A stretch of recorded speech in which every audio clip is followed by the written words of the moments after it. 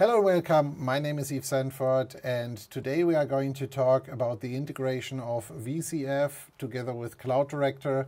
How does that look like from a workload domain to a Cloud Director relationship? And for that, I brought in one of our experts, Sascha Schwung. Hi, Sascha. Hi, I'm Sascha Schwung, CRO and Cloud Architect at Comdivision.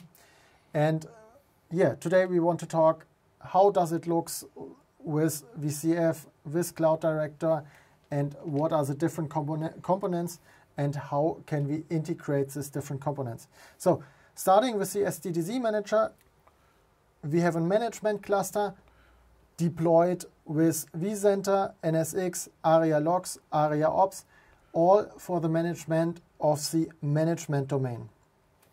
But in the management domain, we deploy also vCenter and NSX for our workload domains. That means we can have relationships for the workload domains, one vCenter with an NSX manager. We can also deploy it with two vCenters on an NSX manager. And in these vCenters, we can deploy our clusters. And all these configurations are completely managed by SDDC. Starting with the rollout, we only prepare one configuration file, and SDDC manager will do the complete configuration. So that also means for all of you that SDDC manager does not only manage the rollout,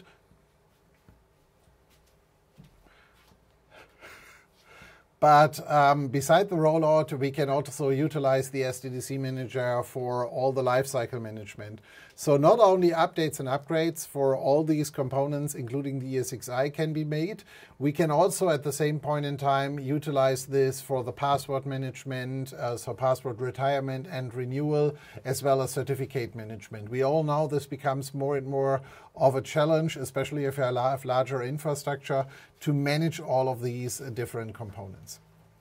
So now that we have the different clusters, the different vCenters and NSX in our workload domain set up, the question is how do we get Cloud Director into the game? So first and foremost, we need to deploy our Cloud Director here in our management domain. So again, you could also in theory have multiple instances, but we don't want to complicate things for now. Each cluster, as usual, becomes its own pVCD. So nothing really changes here from a deployment and a structure perspective. You could have resource pools, but again, those of you who have worked with us know that that's not the preferred approach to utilize them, as long as you don't have a very good use case for that. So now that we have our pVCDs, in the end, on the other side, it's not only about owning the technology and having the technology. The most important part in the end is that we need to have organizations which are going to consume resources. So these are our tenants. These are the people who are going to pay for the different workloads. So on top of these organizations, we then have org VDCs. And one org links to the org VDC goes to the pVDC, and so forth. So one org can have multiple org VDCs. And we can also have multiple org VDCs linked against one pVDC so that you can share the resources and link them against the different org. Or you can have just a complete one-to-one relationship if ever required for anything. So for example, it's dedicated hardware, very specific customer security requirement, or so forth. So overall, you can see here that we basically build it from a design perspective similar to what we had before in the legacy setups, which we used to do before.